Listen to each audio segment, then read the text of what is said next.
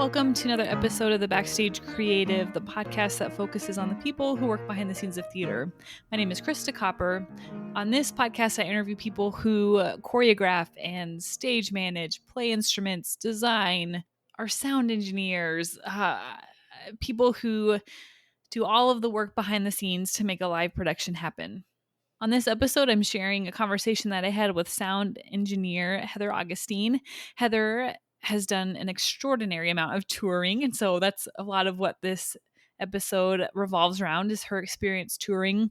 She has so many good stories to share. I love it when I interview people who just have a story for every question I ask them.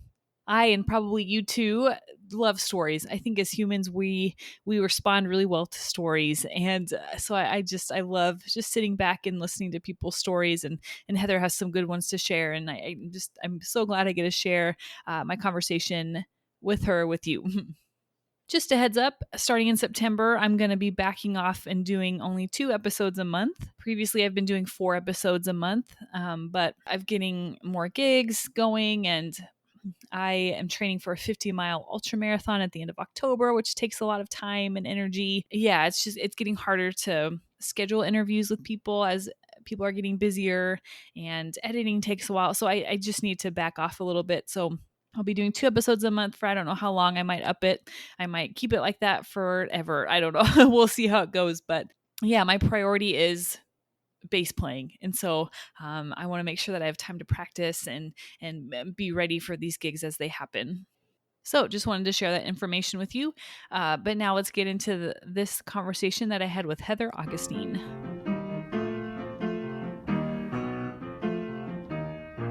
What have you been up to lately? Well, actually, I just got to New York. I've been working for the Mean Girls tour, which, of course, went on break back in last March.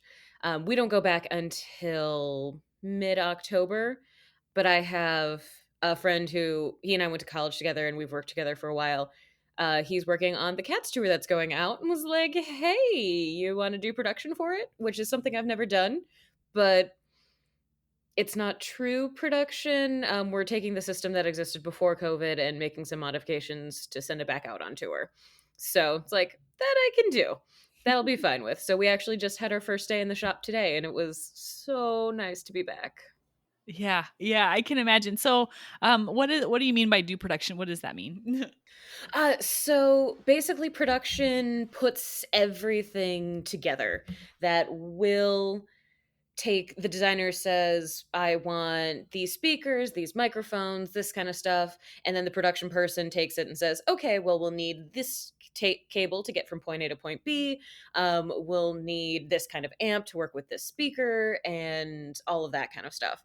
So it's going into there's a couple sound shops that are around the New York area, and so we're at Sound Associates, which is up in Yonkers, and it's basically going to the shop and telling the shop who has all the gear will need X, Y, and Z for all of this stuff, and then putting it all into racks, cabling it all up, getting power to everything. So it's all the nuts and bolts of getting things to actually get from essentially the imagination stage of this is what we want to okay, this is what we physically have in the space, and it's all put together and it's all functioning. Hmm. I see. How long does that take? It depends. Most shows will get about 2 weeks to put everything up. Some I've been on some tours that have had 3 weeks, which is very nice because 2 weeks is kind of if you're starting from absolutely nothing and you're building everything from scratch. 2 weeks is doable, but it can be a little bit tight. 3 weeks is usually you have a little bit of time. You can kind of you don't have to not really rush, but you don't have to kind of like keep working at a fairly good clip to get through things. But 2 weeks is kind of like cool. We have like we need to get things going. We need to stay on track and all that stuff. For us, since we already have the system, there's some things the tour's going down in size a little bit, so it'll be playing some smaller markets. So it's getting rid of some things like it has an under balcony package that might have gotten hung in previous tours for stuff that's under the overhang of the balcony and that kind of stuff. Things that they might not have time to set up now since it's going to smaller venues and theoretically shorter to load in. Mm-hmm. So does it look like everything's going ahead as scheduled with Mean Girls? Yes. Yeah, so with Mean Girls, it seems like we're very much at that we're starting up when we say we're starting up, but we can't say that 100% just in case whatever happens. Mm-hmm. But at this point, we're still planning on we'll start up in October. We'll get there mid October and we'll have some time to basically the point that Cats is at now, where we're in the shop getting stuff ready. Right now, the stuff that we built in the shop, we took out on tour, is now sitting in trucks and has been in Kansas City just kind of chilling there for the past year and a half. So we're gonna get that all out of the trucks. We'll be in Tempe, Arizona, so it'll be nice and warm to unload everything. Actually, October might not be too bad, but so we'll unload everything. We'll start setting it up. We'll kind of check through things, make sure that it's all okay, and then we'll have about 2 weeks to do that. The actors will be starting rehearsals to get back up to speed, and we'll put everything back together and see who remembers what and what we have to figure out again. So are you the A1 on Mean Girls? Yes, yes, I'm the A1, and that means that I'm the person out at front of house by the console, and I will mix all the shows. And I have an assistant who she's backstage, and she takes care of making sure that everyone's in mic, that all their mics are in the right spots. If she has to do any swaps, if she needs to deal with any practical things, we've got a couple handhelds in the show that she deals with handing off, and that kind of thing. As a bass player, I have so much respect for the person standing at the mixing board. Like Mhm. what a hard and terrible and thankless job. And no one knows you're there till something goes wrong, and then everyone Yes. turns around and looks at you. It's Yes. just- I my heart, like I so appreciate the work that you guys Yeah. do because I do not want to do that. So thank Well, you. thank you. Well, even in the audio world, there's people that don't want to do that. That you have some people who like they're great production people and they really want to do that, or you have people who are career A2s and they really enjoy being backstage. And then you have people like me who I love mixing. That it's something that I can understand why people think it's stressful, but at the same time, I absolutely love that kind of stress. So for me, it doesn't feel that stressful. And it's the sure, there's 2,000 people out in the audience. We're still going for it. It's still going to be fine. Talk more about that? Like what do you like about that type of stress? I've always been more of a theater person than a sound person. And so I love the fact that I essentially get the best seat in the house every night where I know what's happening on stage. So I'm kind of a part of that, but I'm also in the audience. So I get to be a part of that world as well.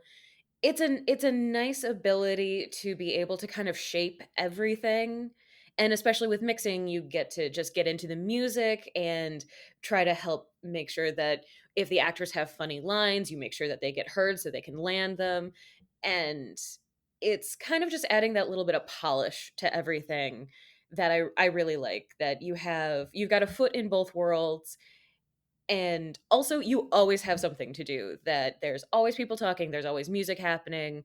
Because in some shows, the orchestra might have a couple-minute break while they do a dialogue scene, or the actors might have a couple scenes where they can go off stage and don't have to do anything. But I like staying busy, so one of my favorite things is that I'm always doing something at the console. There's always something to do, and we do what's called line by line mixing. So that means if someone's talking, we bring their mic up, and then when they're done, they bring it down. So just during the entire show, it's back and forth, bringing mics up, taking them down, blending things together, adjusting levels to make sure that things don't sound weird, like somebody's not really loud compared to someone else, or that the band comes in super loud when it's been a really quiet scene and it's not supposed to. So I enjoy getting to kind of put the final touches on everything and shape it, and that's a lot of fun for me.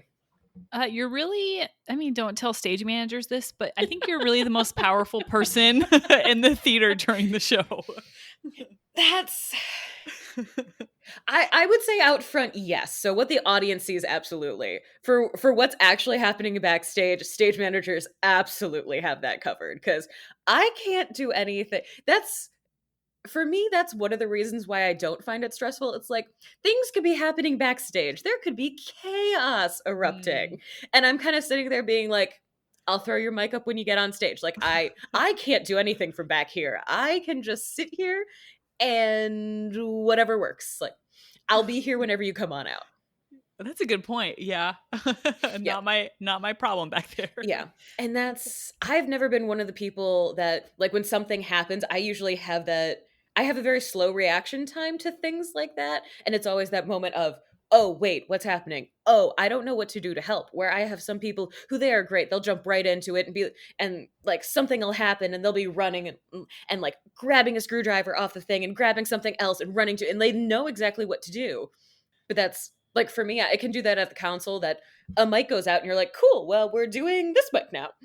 But backstage, that was something where I was like, I'm not really helping right now.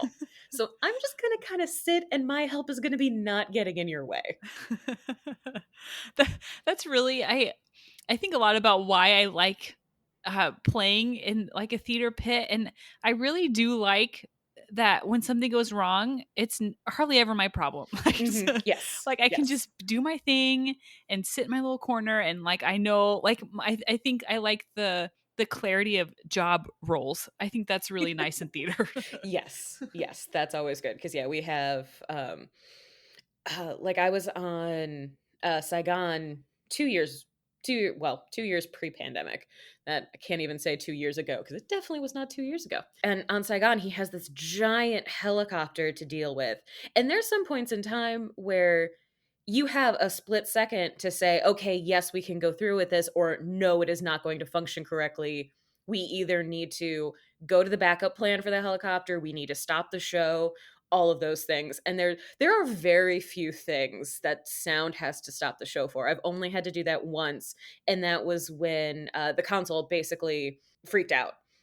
And so that was on Les Mis, and we had a scene where Gavroche, who's a small little boy, he had a solo um, song that he was doing, and the console freaked out at that moment and basically just froze. So everything that was up stayed up. So his was the only mic that was up, and we go into this big chorus scene, and his is the only mic that you can hear. Like to that poor boy's credit, like he was singing, he had it, but it was just like, yeah, we need to stop. We have one mic out of 30 right now.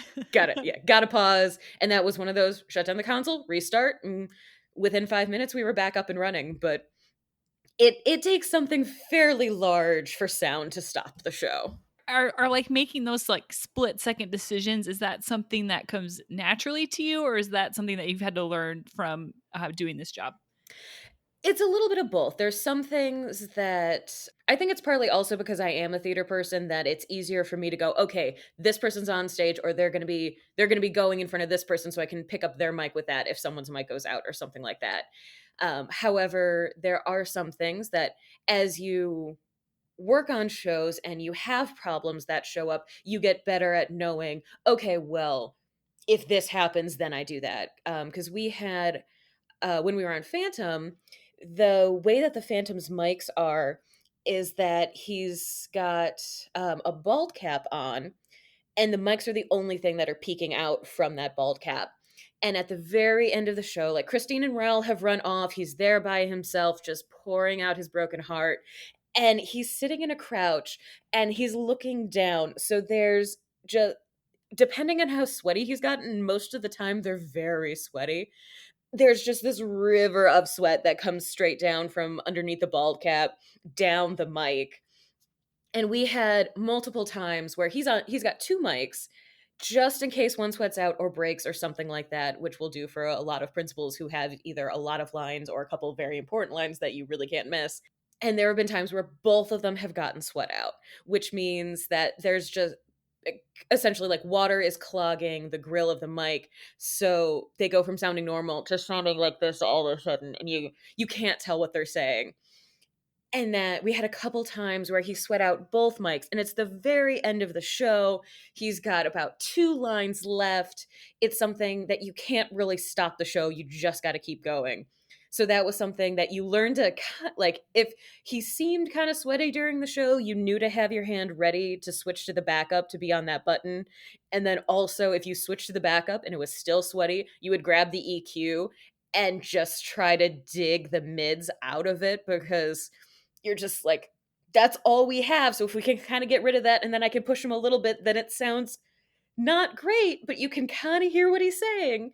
And that was something that you just learned after time of being like, okay, well, we're not like, we know we're not stopping the show. This is something like, it's happened before. We've never done it, and we're just making the best of it. So this is our option. Mhm. Mhm. Yeah, having like a lot of tools like to pull out of your box at the moment's notice. Yeah. Yes. Yeah, and just having those things where it's like, okay, I know I've done this before. You have just that tiny bit of muscle memory where your brain makes those connections just a tad faster. You'd be like, okay, cool, we're gonna go to this. All right, this is our backup. This is what we're doing. Some of my favorite sound mixers that I've worked with. I love when things would go wrong because then I would know because I'm a bass player, so I'm standing and I could like watch the mixer and it's like they would Mhm. just like snap into like this different level and their hands would be going and they're grabbing things. It was just like Mhm. fun to watch them kind of like snap into action and like come alive almost when something would go wrong. I loved it. Yes, we had I usually stand to mix. Mostly mostly I prefer to stand because it's easier for me to kind of shift and center myself on what I'm actually using on the console, but the other part of it is just because I'm short. So I have to stand, and I have to stand on tiptoe if I'm gonna reach the top of the console to get some of the things. So that's just what it is. But there were times when I first started mixing, I would sit down and we had because usually the light board is sitting next to the soundboard, and our lighting guy was like, I knew whenever something was wrong because you would just hear those wheels slide out as I stood up, and the chair would go flying back to bump against the wall as I tried to stand up to get to whatever I needed. So yeah, you have those moments where it's just like, all right, we're on, we're going, we're moving. So I would love to hear about your background, where you're from, if you went to school for anything, if you went to school, and some how you got to where you are today. My family's originally from the suburbs of Chicago. We bounced around when I was a kid. We lived in Connecticut and then San Antonio. And then when I was in college, my family moved to Dallas, which is where they are now. So that's where I say I'm based out of. I got into theater right around middle school, where I saw a production of Les Mis that our high school did when I was in middle school, and just fell in love with the show. Like the music was gorgeous, the story was great, but the big thing for me is that in high school theater programs, they never have enough men. So there was a girl who was playing the character Javert, and that was one of those moments where it's like, ooh, I like this. Like, that's not something normal for women. I like that you're doing this. I've always been a person that's kind of been like, cool, like, this is my life. This is the plan that we have. This is what's going on. And then something changes, like, okay, cool. Now this is my life. And we're planning all of this out now. And so that was just kind of the moment where I was like, great, this is the plan now. We're doing theater, just full steam ahead. Let's go. And so started on the acting side of it. No one really wants to hear me sing. So it's fine for like sitting in the car, belting out show tunes by myself. Absolutely fine for that. Real life, no, no, no one wants to hear that amplified. Nobody, no. Decent at acting, can't really do most dancing, and definitely no singing. And also realized that I was like, oh, actors have to do a lot of auditioning and stuff like that. And was like, no, I don't like it that much. I was pretty good in high school and I'm happy to stay at that level of acting. Cuz when I was in high school, again, you never have enough guys, but you always have a ton of girls in high school theater programs. And so I started doing tech, and that was just something that I basically fell into. And our technical director gave my sister and I the options of who wanted to do lights, who wanted to do sound. And my sister was older and she got to pick first, and she picked lighting. So I literally fell into sound by complete accident and by default. Kept doing that. That again, can't sing worth anything, so I did not get cast in musicals. Actually, I got cast once, but that was at The Wicked Witch, and she does not sing, so that was the only reason why I knew I had half a shot at it. So that was like, that's the only musical I've ever been in, will ever be in. And the rest of them, it was like, great, okay, you're the sound person. Go up by the console and go mix. And that's something I didn't know what mixing was at that point. Nobody around me knew what mixing was. So it was just the kind of make it up. You're not really using faders. You're just kind of muting and unmuting and not doing anything of what I do now that remotely resembles mixing. And then just kind of continued to fall into sound stuff where pretty much when it was time to go to college was like, well, I know I still want to do theater and I've been doing this sound thing.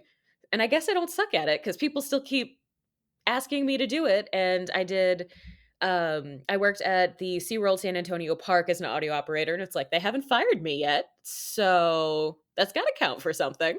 So it's like, I guess I'll continue to do sound. So ended up doing sound in college. I went to Penn State. It was one of the few programs at that point in time that actually had a program for specifically for sound design within their technical theater major.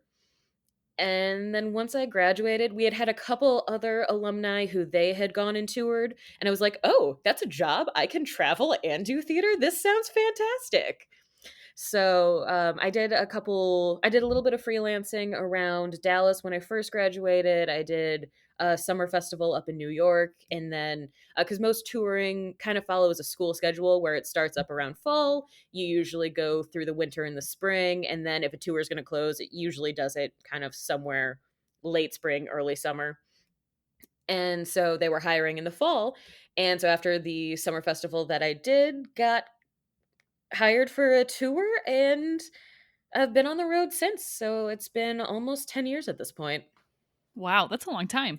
Yes, yes, and you don't realize how long it is until you have other people like, Mean Girls is a lot of it's high school kids in the show, so it's, like, younger 20s mostly who are playing them, and you have some people who, like, you start talking about, like, "Oh, so is this your first tour?" All of that stuff. "Oh, how long have you been on the road?" And it's like, "Oh, this is my 8th tour." Spinning, and they're like, "Oh, wow, that's a lot." And you're like, "I didn't realize that until you said it, but yeah, yeah, it kinda is." So, but it's still fun, I enjoy it. That's interesting. You came from an acting background. I haven't talked to anyone. I mean, I haven't interviewed a lot of like sound engineers because they're kind of elusive, but We're just hiding. yeah, you guys really are. I think a lot of most sound people that I've talked to have come that they're like drummers, and they go to Yes, most of sound. them come from music, yeah, yeah. Mhm. I kind of come from a music background. I've played piano, viola, and clarinet when I was in school. So I kind of have just little bits picked out from acting and from music and from tech side and things like that. So I've kind of taken although the knowledge of those little things and all of that helps as a mixer because you kind of have to know of okay, well, when you're singing, especially when at the end of the song when you've got really long sustained notes, you know that they're going to start off really strong and then they're going to try to conserve their breath, so they're going to pull back a little bit, and then they're going to finish really strong as they just expel whatever air they've got left. So knowing that that's kind of what's happening with the actor is makes it easier for me to mix because I know that you can pull back a little bit when they start, and then you got to push and give them some support when they start conserving air, and then you can just ride them out to the end when they give that really big push. Having all those little things as a background, I think, has helped me a lot as a mixer. But yeah, I think it seems like most people end up getting in through band or being in a band, not necessarily marching band. That was my particular way, and I was everyone in band knew that I was a theater person, so if I couldn't make it to anything, they're like, "Yeah, we know, it's fine. Just yeah, go back to your show. It's fine." But yeah, so like a lot of people come from like they did or they were part of a band and they needed somebody to do the sound, so they were in the band and did sound, and then that started going to them doing more sound. And that seems to be the more common route. Mhm. Do you have any favorite cities that you've toured that, like, when you see on the schedule, you're like, "All right, I get to Mm. go here." There you have a lot of different ones where either it's like, "Oh, I really like the theater," or "I really like the local crew that's there," or "I enjoy the city." Since I'm from Chicago, I love going back to Chicago because the theaters are pretty good, but the locals are great, and I love the city even if it's just "Oh, I'm around where I was as a kid," and I remember going to this theater or to Fannie Mae or to those kind of things, so that kind of has a nostalgic feel for me. I love the Pacific Northwest, that Vancouver, Seattle, those are all great, and that's another thing, like, crews are great. The theaters Seattle's a little small, but again, the crew is great, and it's just gorgeous out there. You can go hiking, you can go, just kind of even wander around the city, and it's still gorgeous. I really want to go to Denver because I've been there a couple times, but every time I've been there has been when I'm leaving a tour. So I've gotten to the city, loaded the show in, been there for about a day, and then left. And shows usually play there for 2 or 3 weeks, so you get time to like go visit the national parks that are around there when you have a day off, or go explore the city because Denver's a great city. And I keeps even the local crew there that I haven't worked with him, but he's like, "I know you. I keep waiting for you to actually come around and stay for a little bit." It was like, "I know." So you have some cities like that, and then every once in a while you have cities where it's just like, "I never need to come here again." Like one of those for me was Toledo, Ohio, where it was like the theater's not horrible, but it's still like there's just nothing around that city because industry has been moving away from it. So there's a lot of shops that are boarded up. There's a lot of stuff. So you're just like, okay, I'm staying in my hotel room and watching Netflix in this city. There's nothing that I want to do. There's nothing that I'm going to do. I tend to like larger cities. Like LA is a lot of fun. It's interesting because there's a theater down in Costa Mesa. So it takes about an hour and a half to travel from LA to get to Costa Mesa to the other theater. But it's just LA traffic is so bad that nobody from Costa Mesa is going to drive up to LA. So those are the easiest travel days where you're like, cool, I'll take 2 hours, drive my way to this city, and then I'll have a ton of time before we start loading in tomorrow.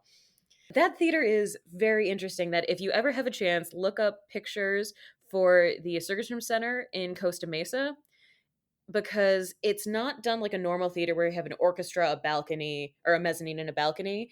It's got an orchestra and then it's got three different upper levels that basically kind of stack on each other, but like one level comes from house right and goes about 3/4 of the way, and then the other level comes from house left and goes about 3/4 of the way. So it's this very weird configuration, and it's really the only theater because most theaters you have the system is set up symmetrically, so your balcony speakers are pointed at the same angle, your mezzanine is pointing at the same angle, and your orchestra is pointed at the same angle. But for this theater you actually have to shift where the different sides are pointed because the actual physical audience is so different on either side.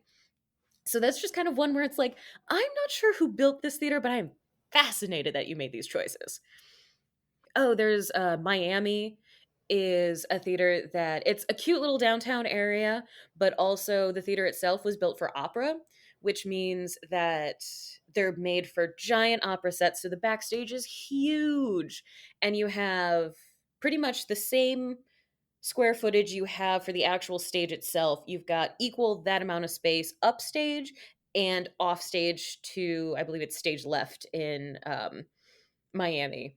So you've got tons of space all over the place. And that's the point where you're just like, cool, we're not putting anything back on trucks because a lot of times, if theaters are small, we'll backload things. That means after we're finished with a case, we've taken everything out of it, we'll send it back to another truck so that it can go on that truck and it'll leave the theater until loaded and it'll come back and we can get that case back. But in Miami, it's just like, great, we're going to keep everything here. We're going to repair cases. We're going to look at what we have. It's great. So there's a lot of different reasons that you like different areas because yeah, sometimes it's for the people, sometimes it's for the places, sometimes it's just for the tourism and being like, cool, I can there's a ton of stuff to go see here and to go do. When you're going to all these different theaters, what is something that really affects what you do? Like what is something in like the space of the theater that you are paying the most attention to when you're stepping into a different space? Does that make sense? Yeah, a lot of it is just the layout of the theater. Part of my job as the head of the audio department is to look at the next venue or the next couple venues that we're going to and take a look and say, okay, so you have a really deep house. We might need a delay truss, or we might have to hang under balconies off the balcony rail. Or it's a really wide theater, so we know we might need additional side fills to cover this extra space that's over here. Most of my job concerns the house, which is something that really nobody else on the crew has to deal with. They just have to deal with the stage and making sure that the deck goes down, that all the set pieces end up, the lighting's at the same spot overhead and all that. And for me, I'm more concerned, like we have monitoring for the actors on stage and that type of thing, but I'm more concerned with what the audience is hearing. And that's always different, where you've got some houses where there's a lot of old theaters that have this gorgeous architecture, but they sound like caverns because they're giant and they've got these really tall ceilings. So you sit there and go like, okay, I know I don't need as much reverb this city because the theater is going to do it for me. There's a theater in Grand Rapids where instead of doing what most theaters do, where you've got a little bit of an overhang for a mezzanine and then the balcony hangs over, or the mezzanine hangs over the orchestra and then the balcony hangs over the mezzanine a little bit.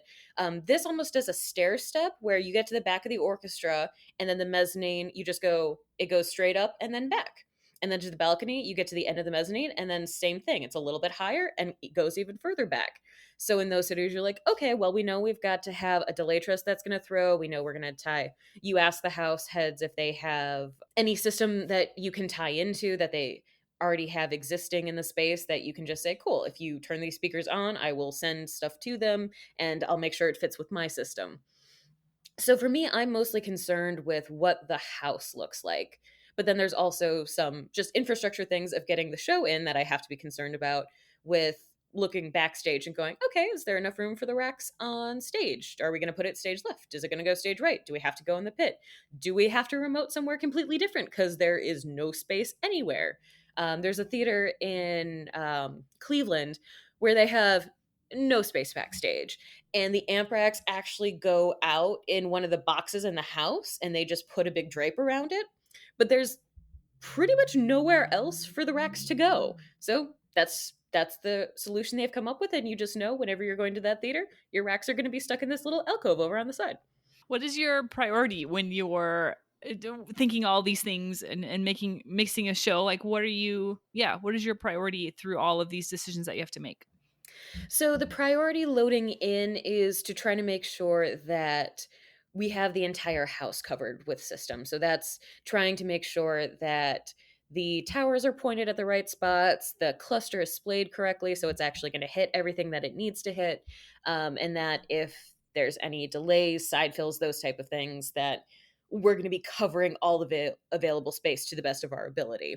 Then also backstage, just making sure that the show can actually happen. So, while I'm trying to focus on getting the system up, my assistant backstage, she's focusing on doing most of the infrastructure for the show. So she's running all the cable that's going to connect the board at front of house to the amp racks backstage and get down to the pit to the musicians, or connect up to comm for the stage manager so they can actually call the show, or for the fly rail so they can actually hear what the stage manager is talking about and they can see the camera shots of what's happening on stage. So her concern is usually getting all of those bits and pieces in place, so that when I'm like, okay, I'm ready for the towers to power up, or I'm ready for the cluster, like, let's check out the system, she's ready to go do that. And she already has power connected and she's got all the signal connected so the speakers can turn on and I can make noise. But then for me, most of it is just making sure that everything's functioning. So everything's functioning, we're covering the entire house as much as possible, and that the actors can hear what they need to hear on stage from the band.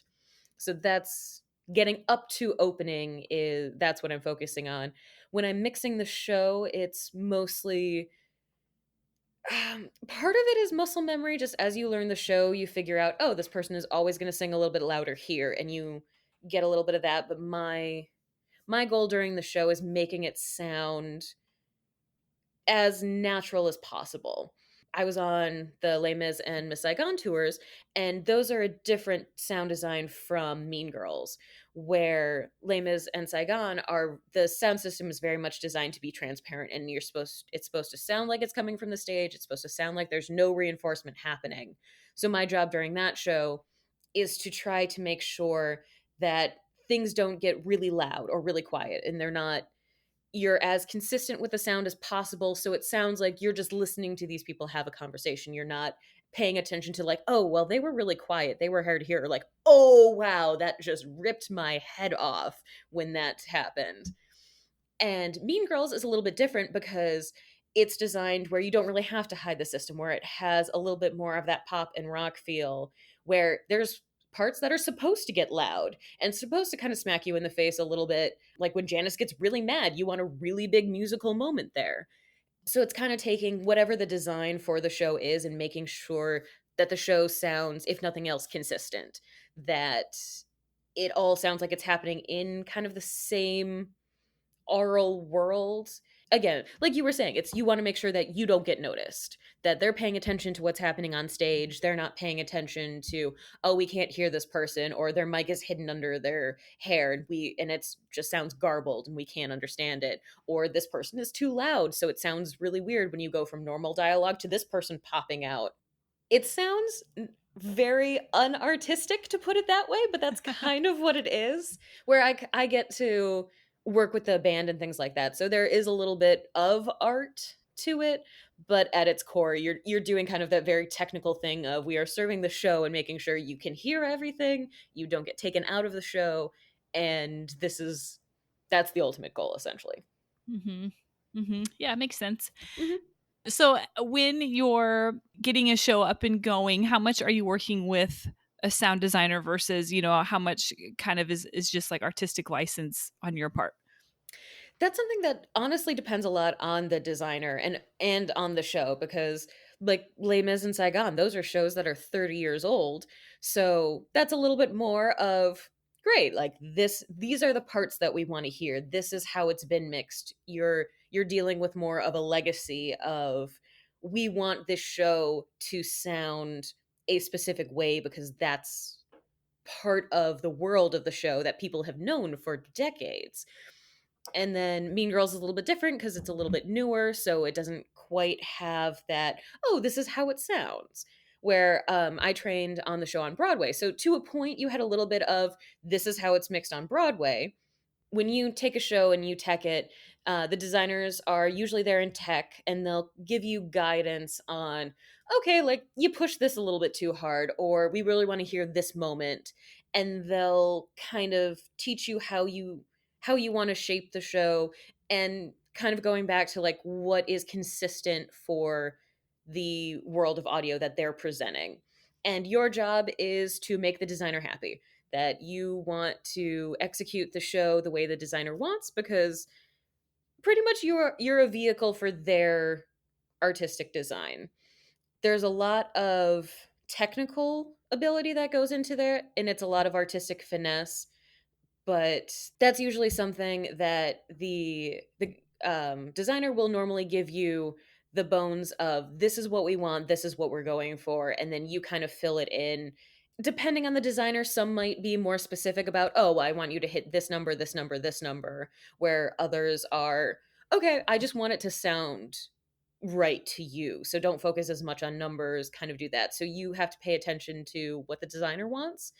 And then there's some, like on some shows I've had where if the designer doesn't bother you, that means you're doing well. If they don't come up to front of house, it means they don't have to be babysitting you. They can go and do other things and it's fine. And I've had other shows where the designer like wants to come in and check in and be like, "Okay, what are you doing? What what am I hearing and how what are you doing that affects what I'm hearing and how that happens?"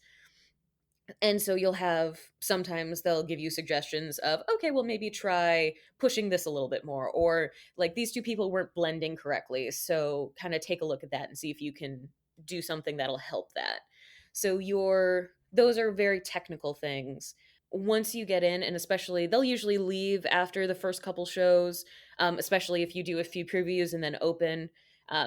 They're usually moving on to the next show and they'll check in with you and make sure that you have support, you know what you're doing, that type of thing. Most shows I've been on for about a year, so that means that I've done somewhere in between 300 to 400 performances of it. And so just after some time, you develop a better understanding of the show. If you know, oh, well this musical moment kind of connects to what this person is doing on stage, so I can have that moment. Like there was in Les Mis, there's the soliloquy at the beginning of the show, and there was a moment where there was this big horn moment and Jean Valjean turns around and you see him notice the steeple on the church that's on the projection in the background. And so you as the mixer can kind of connect that to like, oh, okay, this is a turning point in this song, because he notices that he remembers that the bishop essentially saved his life, and this is the moment where his entire mindset changes. And so you have more time to make those connections and say, okay, I can help this emotional moment do by either bringing the band up, or again in Les Mis, there's the bring him home that happens in Act Two. And that was a moment where it was better that I didn't do anything at the end of the show, where you got to a point where our Jean Valjean was holding out that last note. It worked out really well, where the band was continuing a note, he was starting a note, and I could actually step back from the console and then just let them finish.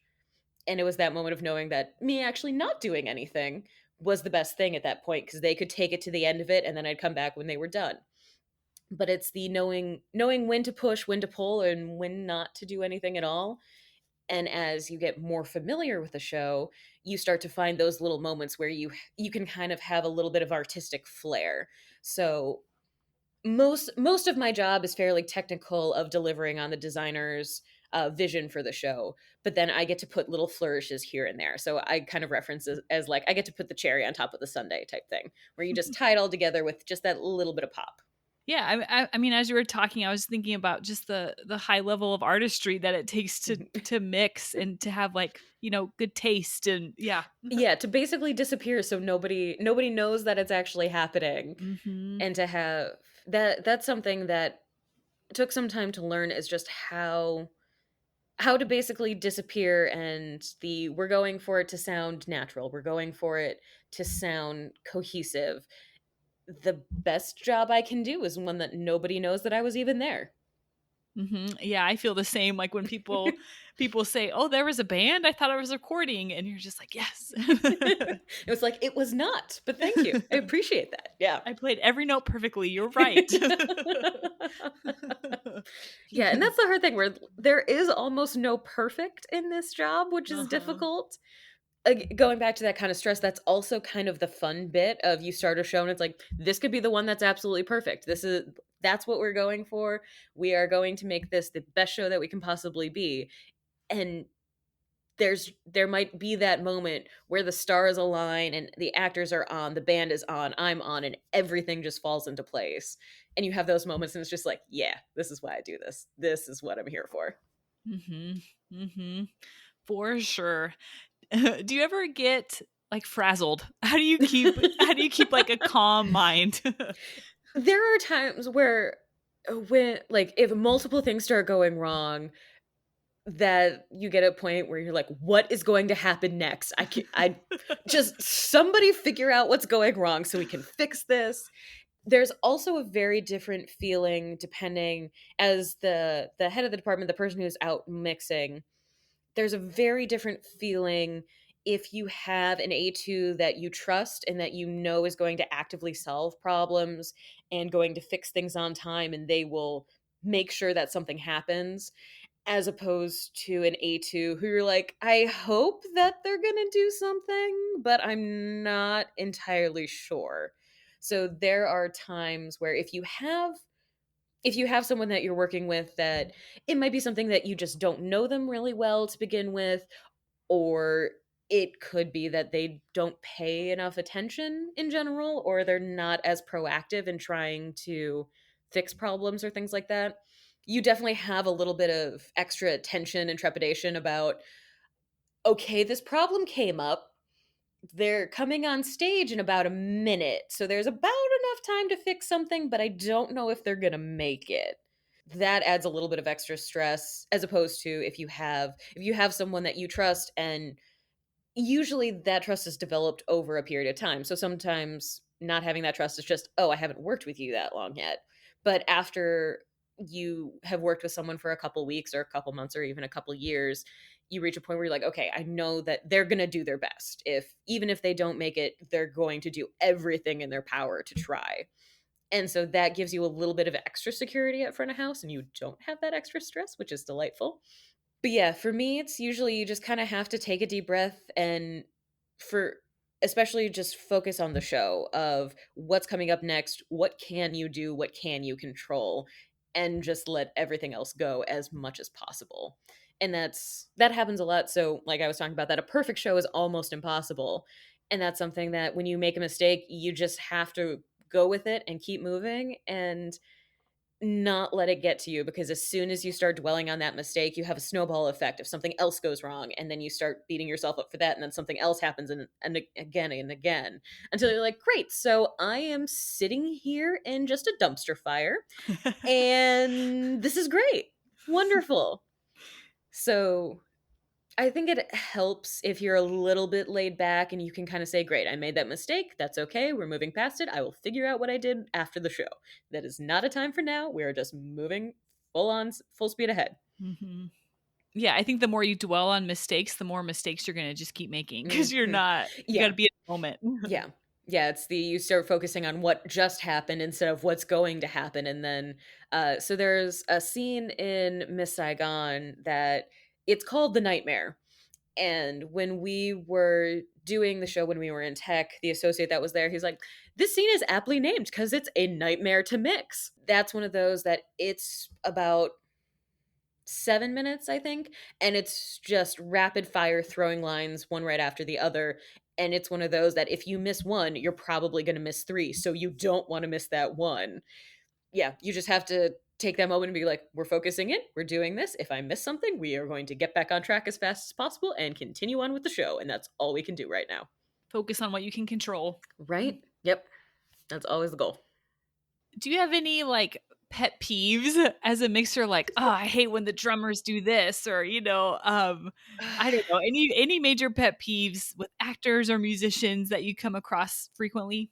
My pet peeves with people who are inconsistent. That is the biggest thing. Whether you are in the pit, whether you are on stage, that's basically my philosophy is for actors is that their job is to do the exact same thing every single show, and the talent comes from the people who can make it seem like they're doing it for the first time every time. And for the pit, where you have people who it's like, okay, well, today they played it quiet, today or yesterday they played it really loud, I don't know what they're doing.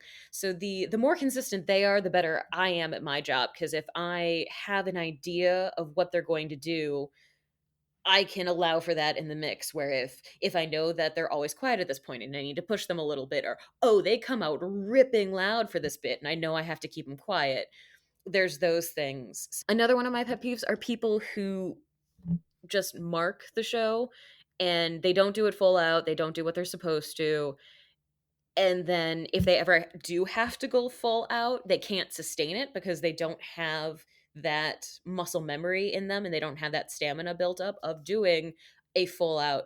Or even kind of the thing for us is like, if you can give me 80% every single show, I will take that absolutely over you giving me 110% one show and 30% another show and 81 show and then 95 and then 40, because you're just all over the place. And I don't know what to do with that. You kind of just sit there and be like, great, your mic's up.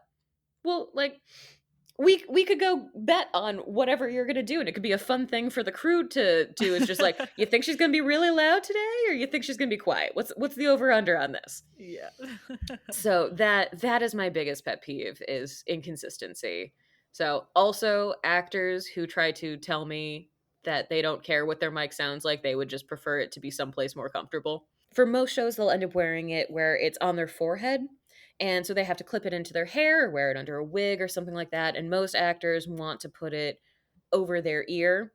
And there's some shows that have it boomed out, so they've got kind of that like pop music kind of look where the mic is actually sticking really close to their mouth, and that's not too bad. But if it goes over the ear, it usually ends up on their cheekbone or in the hollow of their cheek, and it sounds significantly different and really not that great compared to the mics on their forehead.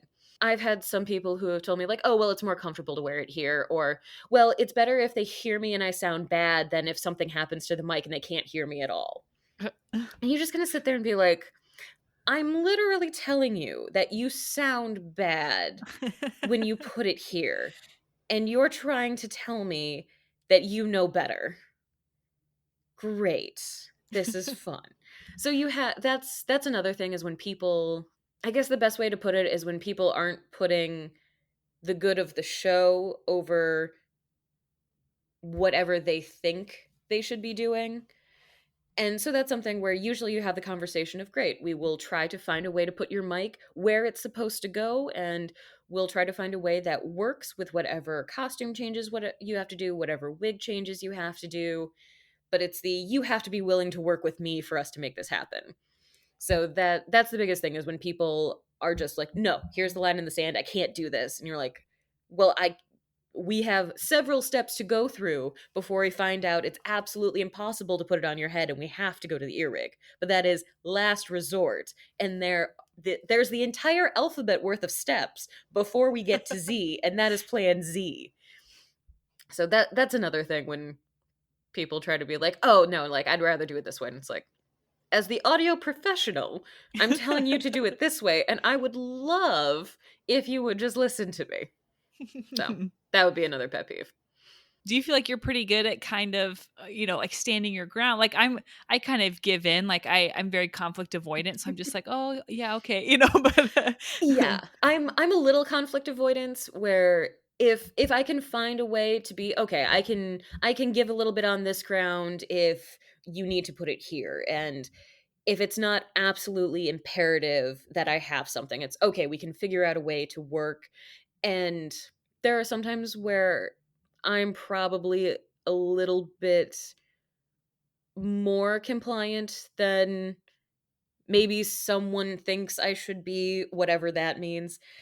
But there are some places where you have that proverbial line in the sand, and that's something that, like with the mics, that's something that if the designer has specifically told me that ear rigs are absolute last resort, they are absolute last resort. So if you come to me and be like, oh well, I'd really like an ear rig, it's like, that is not what the design is for the show, and that I'm glad you would like that. But unless there is something that physically prevents us from putting it on your head, you're going to be putting it on your head. So you have those type of things where it's like, this is directly from the designer. This is not a me thing. This, I have no ground to give you on this, because that's what's been specified. There was the first tour I had as an A1. I kind of had developed my own phrase for, this is a hard no. And that was something just to say, like, I have no ground to give you on this. If I could, I would try. We would see if we could figure out something, but it's a hard no. That it's just no, non-negotiable. Please don't ask me to continue to this conversation. But there have been some conversations. Mostly it's been with people and with mics where you sit there and be like, no, this is not a, like, I can't do this. We'll be here to help you to make it work the way we want to. And I have a fair amount of patience, which usually helps me win those arguments, because you have people where it's like, well, I have to go get ready now. It's like, great, you can go get ready with your mic in the center of your forehead. Have fun. So that has helped me a lot. But always after you have those unpleasant conversations, I'll usually make a point to go up to them or to reach out via like text, email, something, if I couldn't find them in person, to, before that day ends, to say, I know this conversation wasn't ideal. I know that you're probably not very happy with me right now, but I want you to know that I am just trying to do what's best for the show, and this is something that is outside my control, unless we find that there is something preventing us from doing it whatever way. And you have some people that at that moment where, when you come back to the conversation, people have calmed down a little bit, and you can have more of a, like I had one actor on Phantom who, there was an onstage speaker that was turned up ripping loud, and that was something that I personally didn't have control over, and I let the head know that it was too loud, and he turned it down a little bit, but it wasn't enough. And so the actor got very mad at me because I was the person that he originally told that it was so loud. And after we had kind of had the initial, like, I'm sorry, I can't do anything about this right now, went up and talked to him and was like, just so you know, like, that's something that gets controlled out at front of house. I can give the note, but I personally have no control over this, and this is something, like, I was not trying to dismiss you. I was not trying to make you think that I wasn't paying attention, but that's just something I physically have no control over. I'm here to help you. I'm here to do what I can, but there are limits. And then he was like, okay, well, I appreciate you saying that, because it did feel like you were dismissing me, and it's good to know that that wasn't the case. And you have that moment to say, okay, we can get back to a basic. We can see that there's still professional respect there, even though we got mad at each other for a second. So that has been something that just being the first person to reach out has been very beneficial for me, because that's something where you leave it in that day. You don't take it further down the road. You don't make it awkward later on. You just take that moment and say, great, we've sorted this out. There might still be some conversations that we have to have, but we at least know that both of us are coming from a place where we want the show to be better. That's always a good place to be for me. So, for me, dealing with conflict is one of those where it's like, cool, have the conflict when you have to, but be the first person to kind of extend that olive branch and say, great, professionally speaking, we need to have a functioning relationship, and I would like to make sure that that actually happens. I love that you do that. That's brilliant to be Mhm. that first person to reach out. Like, I'm Yeah. sure that's really helped you have a sustainable career on the road. And that's just something that after I kind of after the first time that happened, because I think Phantom was that incident in Phantom was the first time that happened, that after I had that moment of, "I don't wanna have this conversation, this is gonna be really hard," and I was like, "Great." I have a tendency to be like, if I sit in that point of, "I really don't wanna do this," to be like, "Cool, you're doing it now. If it makes you uncomfortable, we're making you do it because you know it's the right thing that you have to do." Love that. So, once I did that and was like, "Oh, this really helps," because after we had had that conversation, the actor came down as he was leaving and stopped by me. He was like, "Are we okay?" And I was like, "Yeah, we're fine. We're great. Like we hashed it out. We're good." And so that just became a default, which actually makes it easier at this point, where I know if there is an argument, I plan for it. Great. I will see if I can find them after the show, or see it like I know they're going to go to the bar afterwards, so I'm going to stop and talk with them and that kind of thing. So that almost takes that, oh, I don't want to do this out of the equation, because it's just like, no, I'm doing this whether I want to or not. This is just going to be my default response. So that actually helps a little bit to be like, cool, it is out of my hands. This is definitely what's happening. We're done. That's brilliant. I love that. Yep. How do you take care of yourself on the road? Like when you're standing, like you sit for a long time and then you're like busy standing and you're in different time zones and different elevations. How do you, like physically, how do you keep yourself kind of together? I sleep a lot. And that's something like my dad's always have a 9 to 5 job his entire life. So having a daughter that was a night owl and I would stay up until 2 o'clock and sleep in until noon some days was such a foreign concept for him. But just acknowledging the fact that my sleep schedule is different, and great, I'm going to stay up until 2 or 3 o'clock in the morning and then I'm going to sleep until noon, was very helpful to not beat myself up about, oh, well, you're starting the day so late and so you can't be productive. And that just grates on yourself.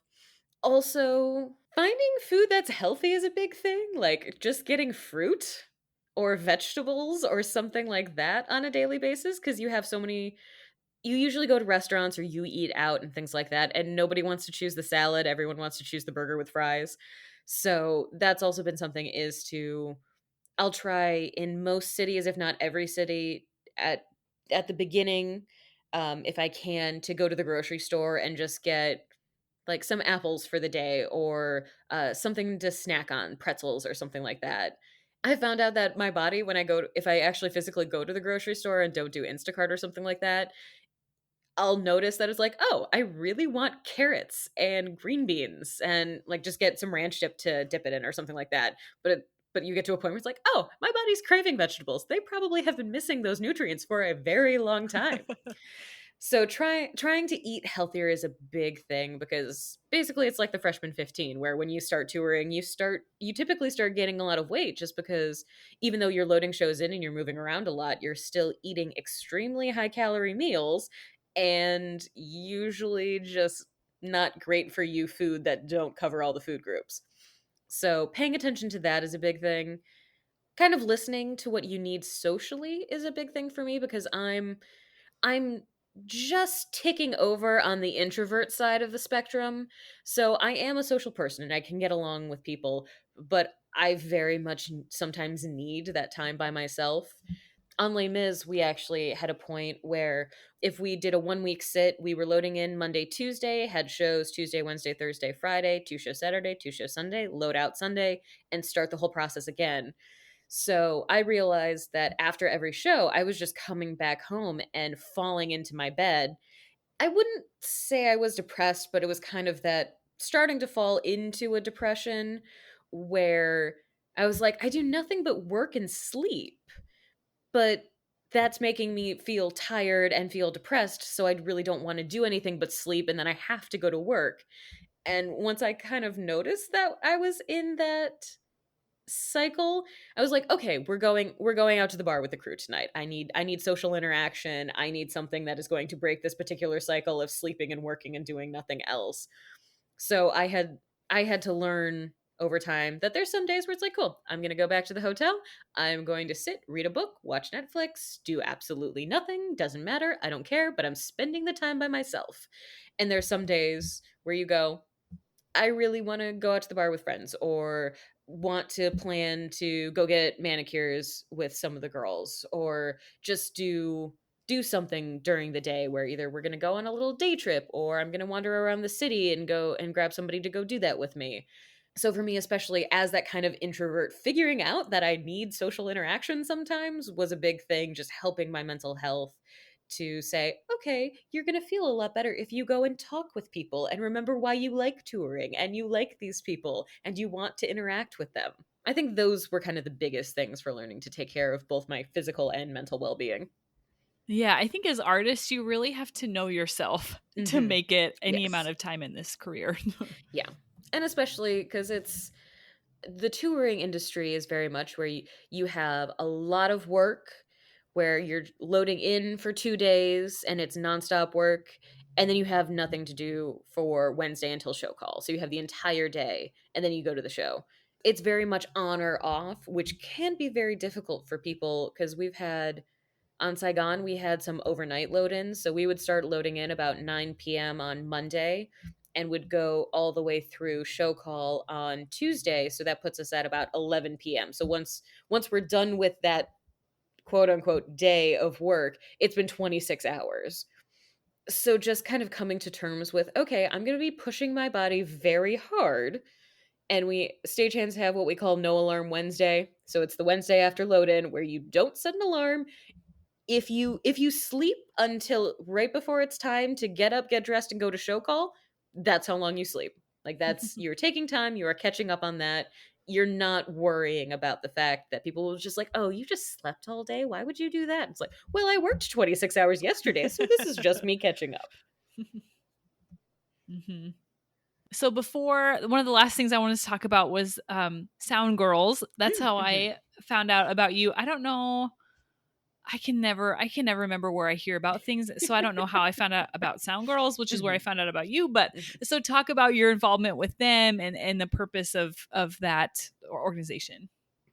So Sound Girls is dedicated to basically promoting visibility of women in sound, and that's across concert touring, theater, recording, production, basically any facet of sound they can possibly reach. They're there to try to show you the trailblazers who have already made it there, the people who are currently working, and to encourage women who might be thinking about getting into that career, or people or making it visible for people who might not even know that it's an option. They have webinars, they have Zoom chats with people, they have an Ask the Experts series where they've covered everything from podcasting to theater to, I think, game audio and mastering records. And so they're very committed to putting out any type of resource they can to help educate people and to just encourage more women to come into theater because it's still a very male dominated field and we're getting there. And the nice thing is that almost every man that I've run into in this industry has been very excited, might not, oh, supportive. That's the word I'm looking for. Supportive of the fact that more women are getting into sound, and especially when I come in on a tour with a female A2, so we're a completely all women audio team, we get a lot of people who's like, it's really great to see that, which is heartwarming. And it's good to know that there's organizations like Sound Girls and things like that who are actively encouraging people to be like, yes, we want more of you involved. Please come. You have something valuable to offer, especially if you love this industry. I got involved with it. Actually, my A2 on Les Mis, Mark Rivet, he, I think, responded to a Facebook post or something that they had and was like, "You should interview my boss. She's a kick-ass theater woman. Like, she's what you're looking for." So the first time I really heard of them was, it would have been back in, I guess, 2017, 2018, when they reached out to me about doing a little profile on where I'd come from, what I did, that type of thing. And then in 2019, I saw a post that they were looking for bloggers. And I've always enjoyed writing, but haven't really done any since I left college because no one's asking for book reports or for essays. So hadn't had built up quite a little bit of cobwebs over that, so kind of had to dust that off and just figured, why not? I'll send it in, and if they like it, great. I'll figure out what else I'm going to write about, and if they don't like it, then no harm, no foul. I tried. And so sent in a little piece about, I think it was tuning a room with your ears versus with smart and things like that. And then it popped up where they're like, "Yes, we'd love to have you as a contributor." And you're like, "Oh, I have to write about things now." Like, because you kind of just accept, like, "Oh, well, they're not going to pick me. We're going to try it, but they're not going to pick me." Mhm. So that was kind of fun to start that. And then so I've been blogging for them starting in 2020. So I'm in my second year of doing that. It's been kind of nice for me because it's that next step of my career of going from, okay, I have an idea of what I'm doing, to actually be able to say, and I can help other people learn from my mistakes. Please don't do the stupid things that I've done. Let's try not to do that. Or to say, these are things that have really helped me, like, learn this without the year and a half that I had to take to figure it out or whatever. So that's been really nice, is to realize that on top of being good at my job and pursuing a career in that, I also have the ability to give back to people who are just starting out or who might not really know, or people who just like don't know anything about mixing, to know that it's a possible career path. So that's been a lot of fun, is to kind of just share my enthusiasm for what I do. How do you come up with topics? I mean, are you kind of on deadlines, like they need one every month, or is it just kind of as they come to you? I do. They do have deadlines, so I do where I do six posts a year, so it's about every 8 weeks. And so I have on my calendar, great, I have to have a rough draft in by this point. And I have my a handful of my A2s. So Mark, who I mentioned before, and also Rachel, who she was my very first A2 on my first tour as an A1. Bless her heart for dealing with me and for both of us getting through that tour. And then my A2 on Saigon, Dan. So I send it to the three of them and basically just say, great, make sure I don't sound like an idiot. And they all have their own strengths. Like Rachel is very good at, here's all the grammar mistakes that you made, and this is maybe a way that you can look, because she works with high school, I think like elementary to high school students. And so she's very good at saying, like, okay, so people who are starting out, if this is geared to them, they might have trouble knowing what these different terms are. And then Mark is usually like, okay, cool, that like this and this, and like this, probably you don't want to use this technical term, or like you might do this. And Dan is good about kind of, actually both Mark and Dan are kind of good about the big picture stuff, about saying like, oh, I really like this, but you might want to kind of focus more on this aspect of it. As for topics that come up, it's usually something that either I'll be sitting there going, "Oh, I've really wanted to write a blog about something like this," or there have been a couple where I've been going through, I'll have a couple rough drafts of things that I want to talk about, and then just one day I'll go, "Oh, no, I actually want to write this." And a blog that has taken me weeks to sit there and kind of muddle through just sits and goes off to the side to maybe be used later. We don't know. And then I'll write in a day, write another blog. And now that was actually what happened with the last blog that I did, where it was about basically tips and tricks for if you're going out on tour, because a lot of tours are starting to hire people now, and they're getting ready to go in the shop, like Cats is. And so I'd had another blog that I had been working on, but then was like, no, I'd really like, this would be the perfect time to write about touring and to do that. So okay, we're just going to knock this off to the side and we're going to focus on this. And that was a very last minute change. So there's a couple things that are rolling around in my head that's like, okay, this is something I might want to hold on to. And there's other times where you just have that light bulb moment of like, oh no, I want to do this now. So it's a complete crapshoot. It really is.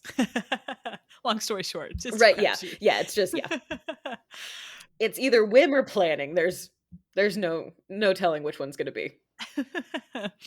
Yeah, I was kind of reading through some of them right before we hopped on, and Hmm. I liked them. I know like a tiny bit about sound, like you kind of pick stuff up when you're in the Hmm. pit, but Yeah. it was very easy to understand without being like patronizing or felt, like it Good. was. I Yeah. liked your style, so. Perfect. And that's kind of why I send it to my former A2s, was just like, "Can you make me sound like I'm like, just make sure I'm not sounding pretentious." That's Hmm. mostly what I wanna do is but yeah, so that's very good to hear. Thank you. Yeah. Awesome, Heather. This has been so fun, and so I have one final question that I like to ask everyone, and that is, what are you excited about right now? I am so excited to be back in a theater. I was in Dallas when Wicked, which is the first tour that's opened in the entire country, they started in Dallas just 2 weeks ago. I went there for opening night, and it was me and three other friends who, from different tours that I've been on, they all were like, "We really want to see this. We want to be there for that first night."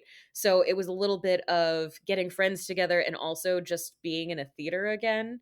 There's a little moment that I get before the show starts, and it's half kind of this little thrill of anticipation, half the, "I hope I checked everything and it's all gonna work, but we're gonna find out if I didn't." But it's just that little bit of excitement, and I had a little taste of that when we were in the theater, but I cannot wait, and I am so excited to get back and to actually be the one behind the console that gets to have that, "Great, we're going. Let's hit it." The music for the Backstage Creative was improvised and performed by Ian Leroy, and the logo was designed by Carly Wagner.